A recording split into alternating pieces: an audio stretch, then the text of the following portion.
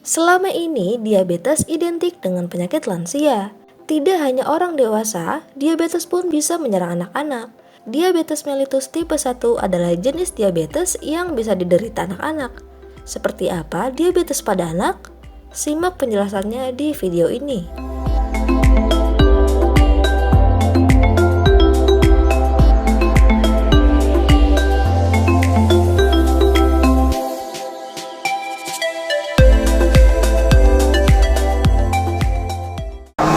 DM tipe 1 itu biasanya karena autoimun, jadi antibodinya merusak pankreasnya sendiri. Jadi antibodi anak itu sendiri merusak pankreas anak itu sendiri, jadi pankreasnya rusak. Jadi sel yang menghasilkan insulin di pankreas rusak. Karena rusak, jadi dia nggak bisa menghasilkan insulin sama sekali.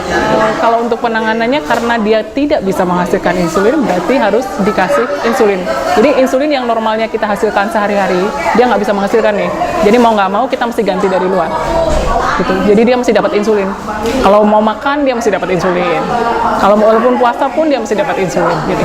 Jadi autoimun itu lebih berhubungan dengan gen. Belum tentu orang tuanya. Jadi biasanya nih sebagian besar kalau ditanya orang tuanya nggak ada yang DM.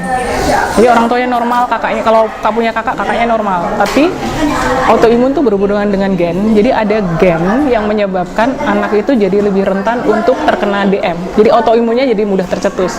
Ada gennya tapi nggak ada dicetuskan, nggak akan muncul. Jadi dia punya gen. Jadi bukan diturunkan, tapi dia mungkin orang tuanya nggak punya gennya, atau mungkin orang tuanya punya gennya. Tapi kalau nggak pernah tercetus, nggak akan muncul. Yang mencetuskan tuh banyak nih. Kayaknya kalau batuk pilek, diare itu bahkan bisa mencetuskan. Gitu. Kalau dia sudah punya gennya ya. Kalau punya gen yang rentan untuk DM tipe 1, terus tinggal dicetusin aja gitu.